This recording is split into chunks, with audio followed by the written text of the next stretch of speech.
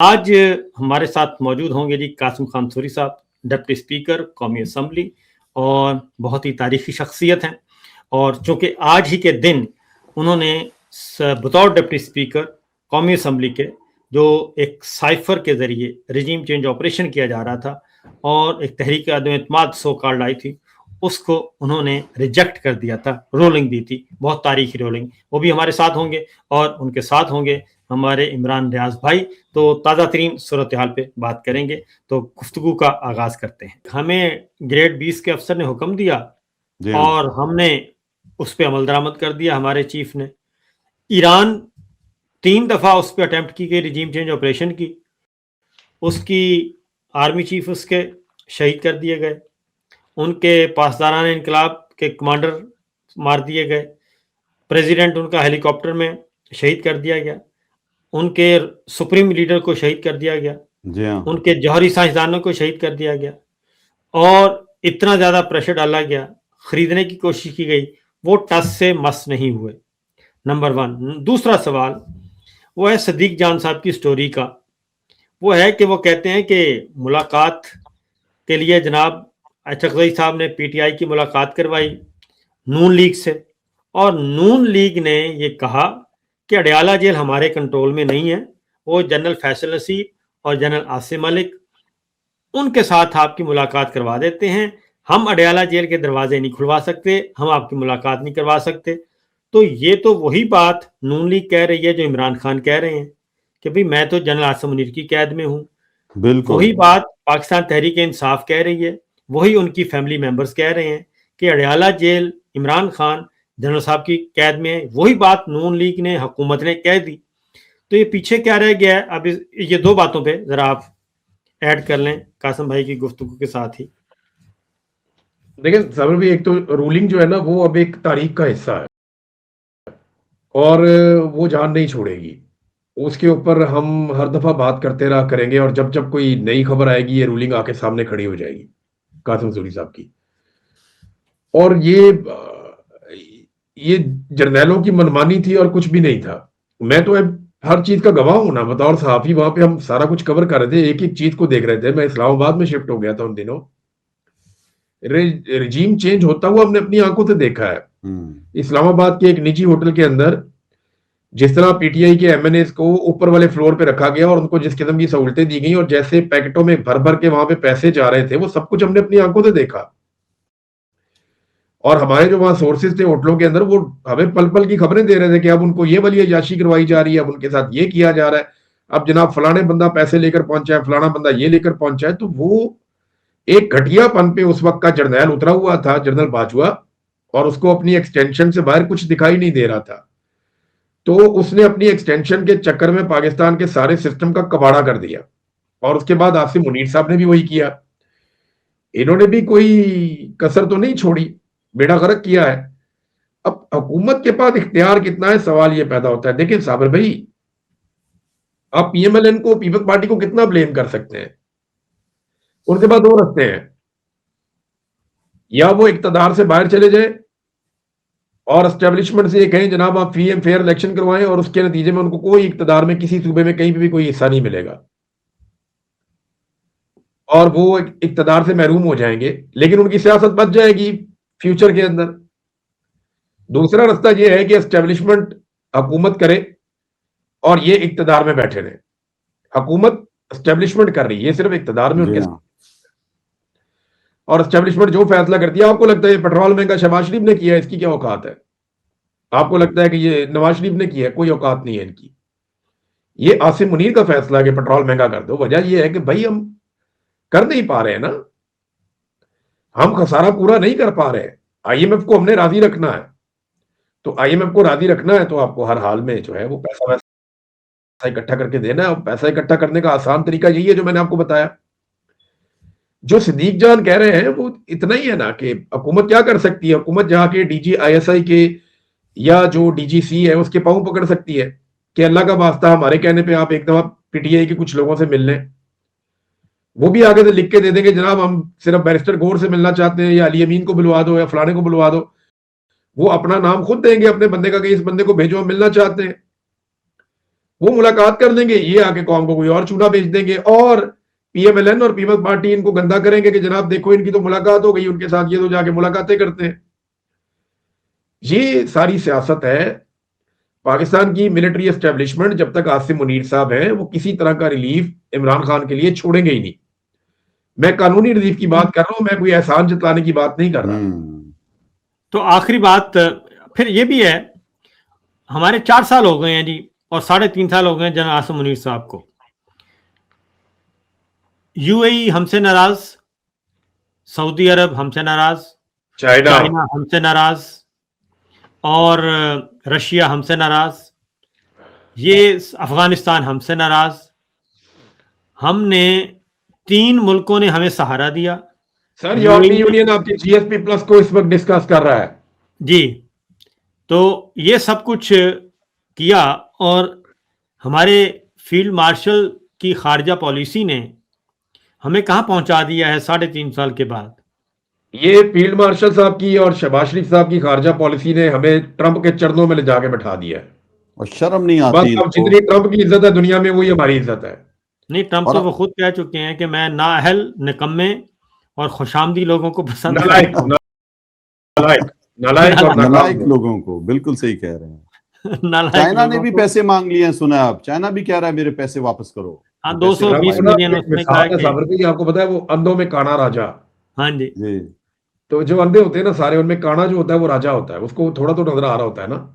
तो मेरा ट्रंप ख्याल है बड़ा राजी है कि जनाब मेरे आले दुआले सारे नालायक देंगे ना। शहबाज शरीफ को चेक करें ना आप, ट्रंप को देखते ही ऐसे, जैसे ही ट्रंप पे नजर पड़ती है शहबाज शरीफ की, ऐसे ऐसे पागल के रहन। क्या बात है यार, ट्रंप को ऐसा खिलौना, तो चाइना का खिलौना इतना अच्छा नहीं होता, इतना एंजॉय आप उससे नहीं कर सकते जितना ट्रंप इन उसके भी कभी-कभी साल खत्म हो जाते हैं। और अभी ना ये लोग ना, कासिम भाई आप अमेरिका में रहते हैं, जरा अमेरिकन अपने दोस्तों से पूछें, डोनाल्ड ट्रंप बहुत बड़ी गेम है। वो तो कहता है मैं तो डील करता हूं, मैं तो डील का मास्टर सर, हूं, मैं तो तैयार बैठा होता हूं। बहुत बड़ी आइटम है वो, बहुत बड़ी आइटम है। बिल्कुल।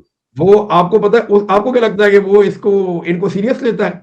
वो इनको एंजॉय करता है, वो इनको एंजॉय करता है। वो अपनी महफिल में बैठ के बताता होगा कि देखना मैं जाऊंगा ना तो ये सलूट मारेगा, देखना जरा। वो सलूट मारता है, वो फिर कह के आता है कि देखना मैं इसको कहूंगा ना ये खड़ा हो जाएगा, जब मैं कहूंगा बैठ जाएगा, फिर कहता है उठ जा, ये खड़ा रहता है, बैठ जाएगा, वापस बैठ जाता है। उसने यही किया ना प्रेस कॉन्फ्रेंस में, कहा ना जो तुम अकेले मुझे बोलते हो सबके सामने बोलो, उसने कहा। हाँ, कहता है वो जो अंदर कह रहा था ना, वो जो अंदर कह रहा था वो इधर कह रहा था, वो इधर कह रहा था। अच्छा, उसने कहा फिर देखिए उसके लिए टॉय है बहुत मजे का। अब साहब देखें, साबर भाई जानते हैं इस बात को अच्छी तरह, हमारे ना बाद औक़ात कोई कैरेक्टर होते हैं, हमारे भोले दोस्त होते हैं बचपन से, बड़े सादे से होते हैं, बड़े मासूम से होते हैं, तो हम उनको साथ इसलिए रखते हैं कि उनकी बातें एंजॉय करते रहते हैं हम।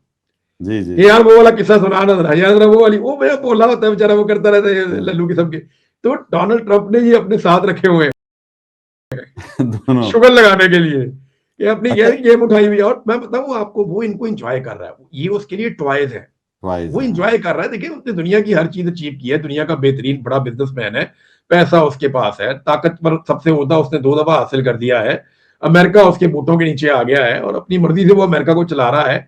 अब उसका एंजॉय करने का टाइम है। इस तरह के टॉय मिल जाए तो कौन छोड़ता है भाई? जब मुझे मिल जाए शहबाज शरीफ तो मैं तो उसकी बीवी बना दूंगा, बड़ा एंजॉय करूंगा मैं इसको। तो डोनाल्ड ट्रंप इसको एंजॉय कर रहा है और कुछ भी नहीं है। अगर मैं अमेरिकन प्रेसिडेंट हूं ना तो मैं इसको वापस ही ना आने दूं शहबाज शरीफ को, मैं तो इसको अपने आले दुआले ही रखूं। अच्छा इमरान भाई, वो साथी जो आपके इस टाइम पाकिस्तान में बैठे हैं और जो इस टाइम हुकूमती बिल्कुल फॉलो करते हैं आसिम मुनीर की बातें, और जो उनको लिखा हुआ या उनको व्हाट्सएप मैसेजेस आ जाते हैं वो करते हैं, तो आप उनका हाल बताएं। ठीक है तनख्वाहें ले रहे हैं, लेकिन क्या वो अपने ज़मीर से मुतमईन होंगे? क्या वो क्या सोचते होंगे? आप देखें उनका भी इतना मजाक उड़ाया जाता है, सोशल मीडिया जो है पूरे का पूरा इंसाफ उनके साथ करता है जो झूठ बोल रहे हैं। मेरा उनको एक मशवरा है, मेरा इनको एक मशवरा है कि अगर कभी आपका खुदा ना खास्ता ज़मीर जागने लगे ना, सुला दीजिएगा, बहुत मार पड़ती है। मजबूरियां इसलिए जी, जिनके जो बचे हुए हैं उनको बचा रहने में कोई बात नहीं, क्या हुआ, ज़मीर फिर कभी जाग कईयों का ज़मीर का मसला है, कईयों का ज़मीर का मसला जो है ना वो उनके सोए हुए हैं और उन्होंने बेशर्मी उड़ी। अच्छा मुझे ना आपको मैं एक बात बताऊं कासिम भाई, जिन लोगों का माली मसला है ना गवर्नमेंट के साथ या वो हुकूमत में रहना, देखिए कुछ सहाफ़ी होते हैं मैं ना कुछ ऐसे जर्नलिस्ट हैं उनको जानता हूँ, मुझे कहा करते थे कि यार हम तो गवर्नमेंट में ही रहते हैं हमेशा। यानी मुझे साफ कहते थे इमरान भाई हम तो गवर्नमेंट में रहते हैं हमेशा, जिसकी गवर्नमेंट है उसके साथ हम सुर बना लेते हैं, हम गवर्नमेंट में रहते हैं हमेशा, कंफर्टेबल रहते हैं। सही। अच्छा, ये जो जर्नलिस्ट है ना, ये एक्सट्रीम क्रॉस नहीं करता। आपको पता है पाकिस्तान में सहाफियों की एक ऐसी क्लास मुतारिफ हो चुकी है, जी हाँ, या वजूद में आ चुकी है, जो इमरान खान से शदीद नफरत करती है। बिल्कुल बिल्कुल। वो जो भी करती है ना इमरान खान के बोगस में करती है। अल्लाह ताला ने उनको बोगस की सजा दे दी है। वो दिन रात जलते हैं, कुड़ते हैं, मरते हैं, फिर उठते हैं। यानी वो हर गलत को, मैं आपको बताऊं ना, अगर इमरान खान ये कहे ना निकल के कि अल्लाह एक है, वो इसकी भी मुखालफत ना कर दे, मुझे डर लगता है। यानी वो इस लेवल तक कुछ हमारे लोग पहुंचे हुए हैं। साबिर भाई है ऐसे या नहीं है? देखिए, मैं ये कहता हूं कि ये सिर्फ इमरान खान से क्यों वो करते हैं। इमरान खान का मसला सबके साथ एक ही है, और वो है कि इमरान खान कल्चर तब्दील कर रहा था गवर्नेंस का। ठीक है, और कुछ भी नहीं है, गवर्नेंस का कल्चर पे चोट लग रही थी और इनको वो प्रोटोकॉल नहीं मिल रहे थे जो जिसकी इनको आदत पड़ी हुई है। मैं आपको ये बता देता हूँ कि मुझे जब सामने भी एक सेकंड, मुझे ना, मैं एक दफा एयरपोर्ट पे उतरा, लाहौर एयरपोर्ट पे, तो एकदम दो बंदे भागे हैं, मेरा बैग छीनना शुरू कर दिया उन्होंने ना।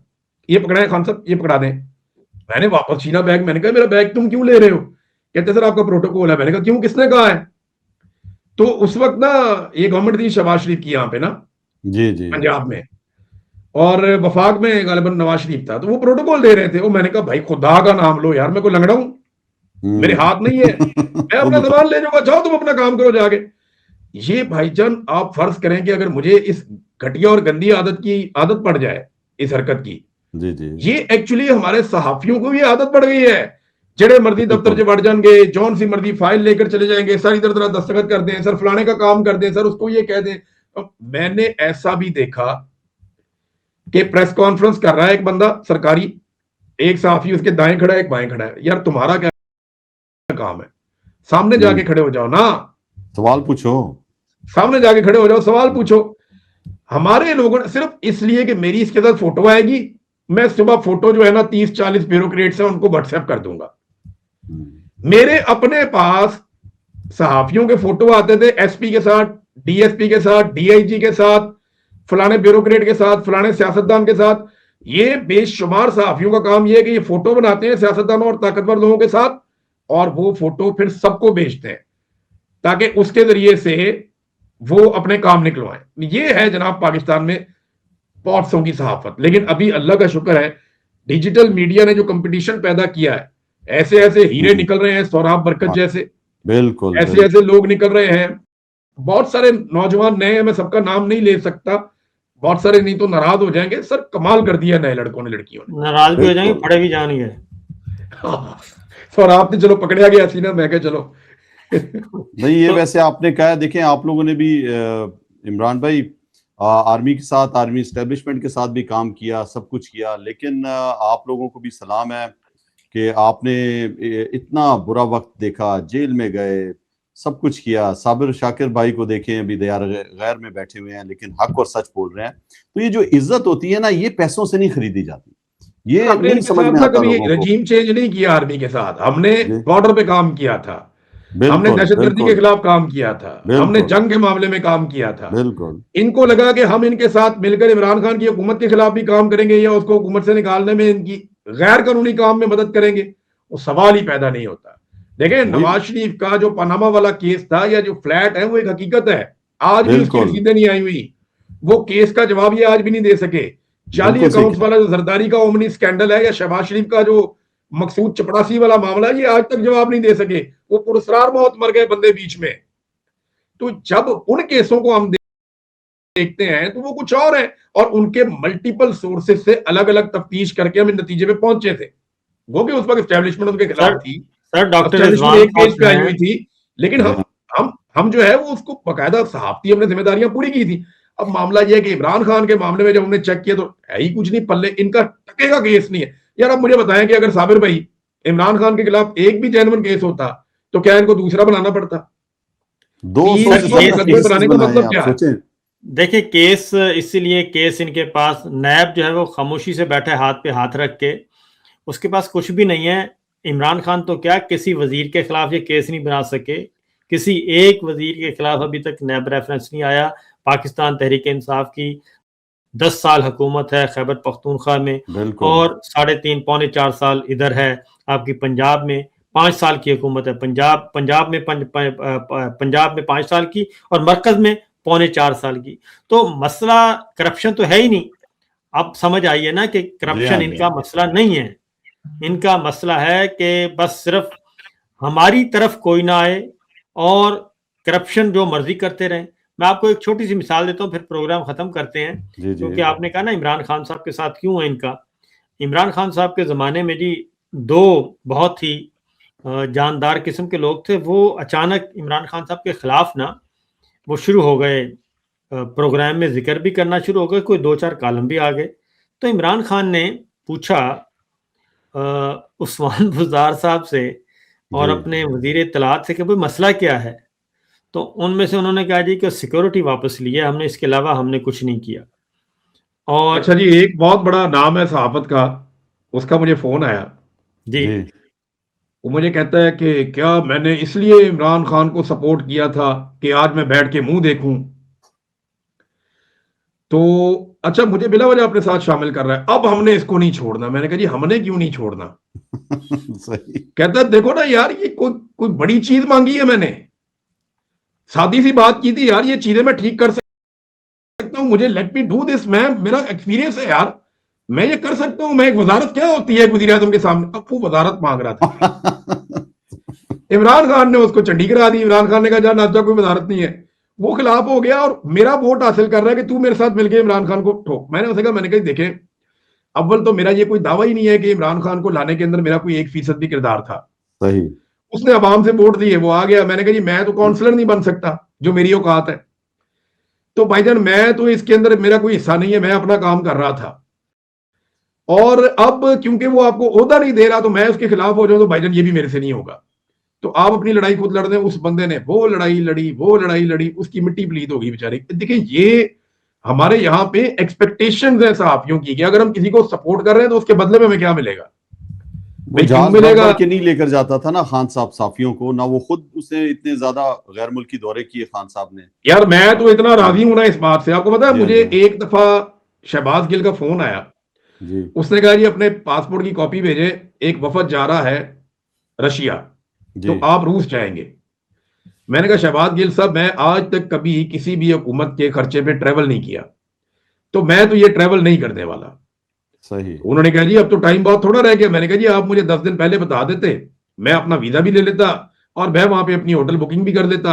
कहते अच्छा चले आप एक काम करें, आप हमें पैसे दे दें, हम आपको रसीद दे देते हैं और आप ट्रेवल कर लें। मैंने कहा जी मुझे आधा घंटा दे।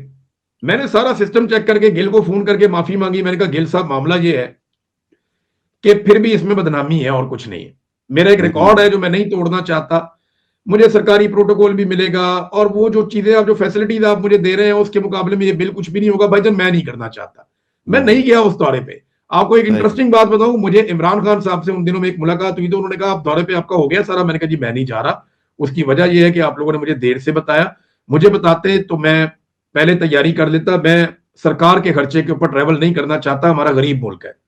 मैंने इमरान खान साहब को जवाब दिया। मुझे इतनी खुशी थी इस बात पे कि इमरान खान ये इस तरह सहाफियों को भर भर के नहीं ले जाता था। वो जो सहाफी गए थे उनमें से बेशतर ने अपना खर्चा उठाया था। अरशद शरीफ का याद है साबर भैया आपको? जी अरशद शरीफ क्या था, अरशद शरीफ गए थे लेकिन क्योंकि उन्हें पहले से पता था उन्होंने अपना खर्चा वो सारा ARY ने अरेंज किया था।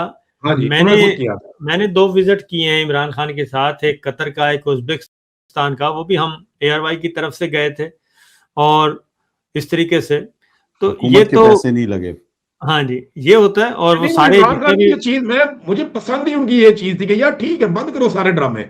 ये क्या है, हमारे यहाँ पे इस्लामाबाद में एक चैनल का ब्यूरो चीफ है, उसका पासपोर्ट आप पकड़े ना भाईजान आपको चक्कर आ जाएगा। दुनिया का कोई मुल्क नहीं है जहां का वीजा नहीं लगा हुआ उसका। और उसके ट्रेवल आप देखे ना तो स्टैंप पे लगा लगा के पासपोर्ट का रंग ही काला हो गया जितने मुल्कों में उस बंदे ने ट्रेवल कर दिया है।